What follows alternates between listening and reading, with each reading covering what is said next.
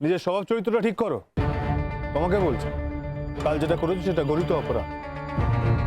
বেশ তো, আমি কাল যা করেছি সেটা যদি আপনার গরিত অন্যায় বলে মনে হয় তাহলে আমি এই কলেজ থেকে চলে যেতে চাই।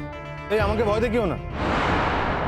কলেজ থেকে চলে যাই, কলেজ থেকে চলে যাই, কলেজ থেকে চলে যাবে, কলেজ থেকে চলে যাও। একটা কথা জানো, একটা ঝুড়িতে যদি একটা আম পচা থাকে তাহলে বাকি আমগুলো পচে যায়। ঠিক তেমনই তোমার মতো মেয়ের এই কলেজে থাকার কোনো দরকার নেই। শুধু লেখাপড়ার কথা ভেবে তোমাকে এই কলেজের স্বার্থে রাখতে চেয়েছিলাম, কিন্তু এখন তো দেখছি তোমার স্বভাব চরিত্র যা। খবরদার স্যার, আমার স্বভাব চরিত্র নিয়ে কথা বলার অধিকার কিন্তু আমি আপনাকে দিইনি। আপনি নিজের স্বভাবটা খেয়াল করুন। এই যে প্রত্যেকটা মুহূর্তে আপনি একজন ছাত্রীকে হিউমিলিয়েট করছেন, একে ভায়োলেন্স বলে। আর এর এগেইনস্টে আমি কিন্তু থানায় যেতে পারি, এই কথাটা ভুলবেন না। আছি ওই মানে এসিপি স্যার আছেন বলে তুমি থানার জোর দেখাচ্ছ, তাই তো? তার মানে নিজের কথাতেই প্রমাণ হয়ে গেল যে তুমি কি চাও, কি ধরনের মেয়ে তুমি। আচ্ছা, আপনি কি বলতে চাইছেন বলুন তো? আপনি বলতে চাইছেন এসিপি স্যারের সঙ্গে আমার কোনো সম্পর্ক আছে? ইয়েস, আই মিন ইট। তোমার সাথে এসিপি স্যারের ইলিসিট সম্পর্ক আছে। আচ্ছা, ধরে নিলাম যে এসিপি স্যারের সঙ্গে আমার কোনো সম্পর্ক আছে, কিন্তু সেই সম্পর্ক ইলিসিট কেন হতে যাবে? তোমার সঙ্গে তোমার সম্পর্ক নিয়ে আলোচনা করার কোনো প্রয়োজন আমার নেই। তাছাড়া আমার কলেজকে যদি তুমি ব্যবহার না করতে তাহলে আমি এই কথাগুলো বলতে যেতাম না তোমাকে। সে যে এতগুলো ছেলে মেয়ে পরিশ্রম করলো, অথচ উনি তোমার হাতে গিফটটা তুলে দিলেন।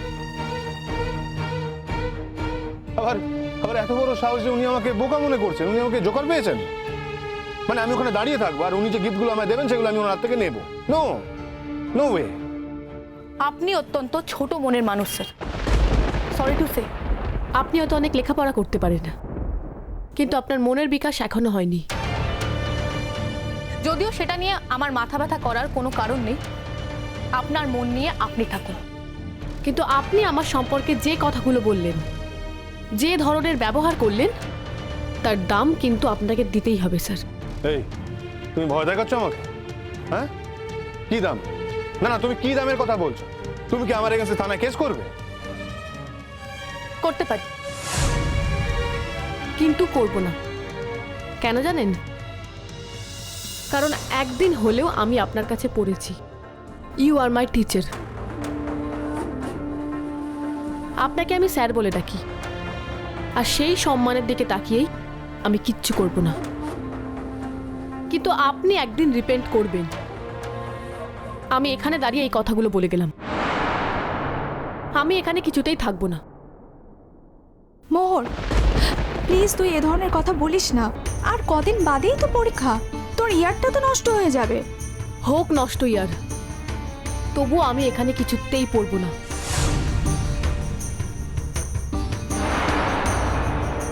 স্যার, স্যার আপনি ওকে এভাবে তাড়িয়ে দিলেন? তুমি তোমার ক্লাসে যাবে? স্যার, এই কাজটা কিন্তু আপনি একদম ঠিক করলেন না। আর এসিপি স্যারের সাথে তো মোহরের কোনো সম্পর্কই নেই। আর উনি কালকে এসেছিলেন আমাদের মানে ছেলেমেয়েদের উৎসাহ দেওয়ার জন্য, আর ওই সব আমাদের জন্যই নিয়ে এসেছিলেন। আর ওনার যা দেওয়ার সেটা তো আপনাদের দুজনের হাতেই উনি তুলে দিতে চেয়েছিলেন। তোমাকে অ্যাডভোকেসি করতে কে বলেছে? স্যার, আমি কোনো অ্যাডভোকেসি করছি না। আমি যেটা সত্যি আমি শুধু সেটাই বলছি। হ্যাঁ, অবশ্যই সত্যি কথা বলার জন্য আপনি আমাকেও এই কলেজ থেকে তাড়িয়ে দিতে পারেন। দিলে আর কি করব, মেনে নেব। কিন্তু আমি যেটা সত্যি বলে জেনেছি তা থেকে আমি তো আর সরব না।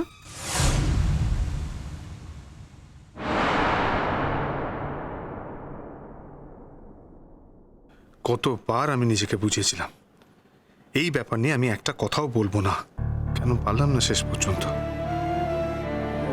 ও গুড মর্নিং বলতেই কালকের দৃশ্যটা ভেসে উঠলো আমার চোখের সামনে, আর তখনই আমি ওকে অ্যাটাক করে বসলাম। আমি তো এরকম ভাবে ফ্লেয়ার আপ করতে চাইনি, কেন হলো এরকম? সত্যি কি চলে যাবে মোহর বসু এই কলেজ থেকে? তারপরে ওই কলেজে আমি ক্লাস নেবো কি করে? ও মাই গড, এ আমি কি বলছি? মোহর বসু কে? ও থাকলো না গেল তাতে আমার কি এসে যায়? কিন্তু সত্যি মোহর বসু যদি চলে যায় আমার সবটা এরকম ফাঁকা লাগে কেন? কি করবো আমি এখন? যা জেদি মেয়ে, যদি সত্যিই চলে যায় তাহলে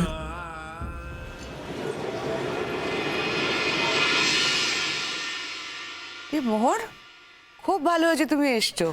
আমি তো কাল চলেই যাব, তোমার সাথে দেখাটা হয়ে গেল। ম্যাম আমি আপনার সঙ্গে ফিরে যাব। আবার কি হলো? হ্যাঁ, কি হয়েছে এটা কি বলো? আরে মেয়েটা তো দুদিন অন্তর চলে যাব কি বলে কিছু বুঝতে পারি না। চলে গেলে তোমার পার্ট 1 পরীক্ষাটা কে দেবে? হ্যাঁ, ওটা তো এই কলেজ থেকেই দিতে হবে। ফর্ম পর্যন্ত ফিল আপ হয়ে গেছে, তারপর চলে যাব বলছো কেন? কি হয়েছে? আমার পড়াশোনা হবে হবে, না হবে না হবে। আমি ম্যামের কাছে গিয়ে থাকবো। ম্যামের তো সবসময় একটা লোকের প্রয়োজন হয়। এখন যে আছে তাকে না ছাড়িয়ে দেবে, আমাকে রাখবে। আর ম্যামের যদি তাতেও অসুবিধে হয়, আমি অন্য রাস্তা খুঁজে নেব।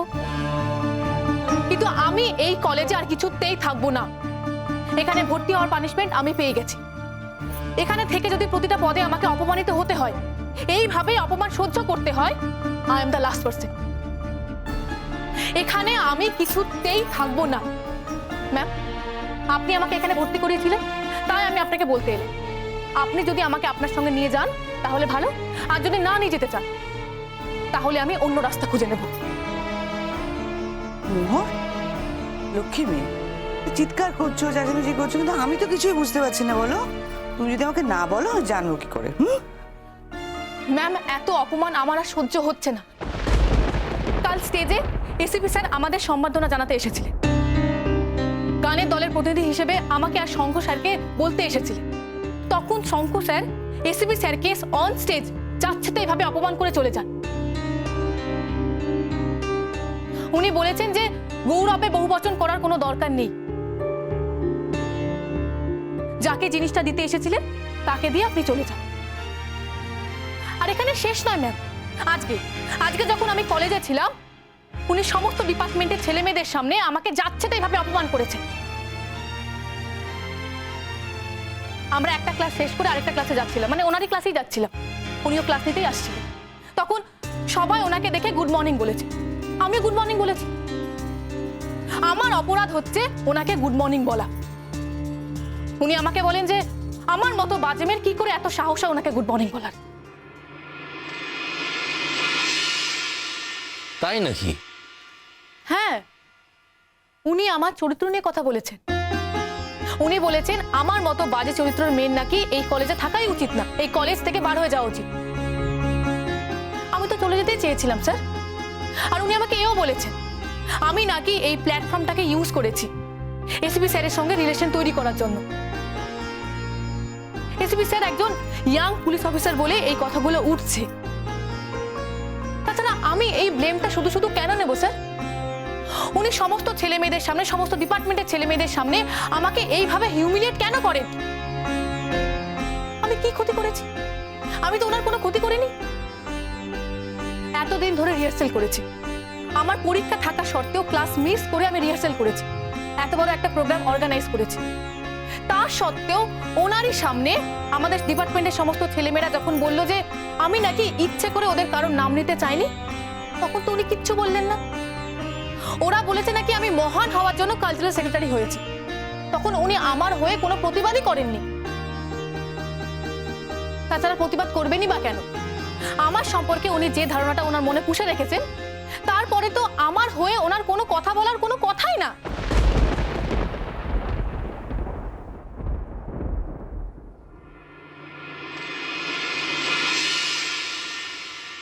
আচ্ছা মোহর, আমি না একটা কথা বুঝতে পারছি না। ধরো সত্যি যদি তোমার কারোর সাথে সম্পর্ক হয়, তাতে শঙ্কর কি? ধরো যদি হয় কোনো সম্পর্ক, এটা কিন্তু আমি বুঝতে পারছি না।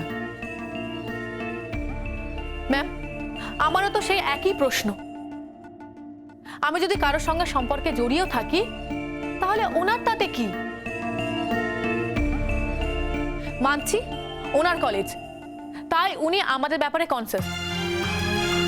তাছাড়া তো ওনার আর কোনো মাথা ব্যথা হওয়ার কোনো কথা নয়।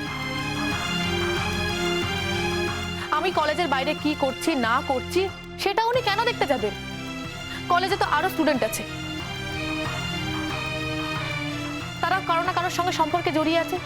সমস্ত মেয়েরাই তো আর সম্পর্কহীন নয়।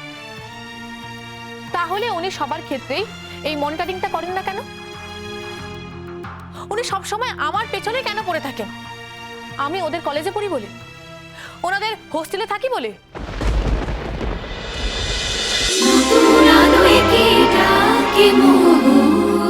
চলো চলো চলো চলো চলো পাল্টাই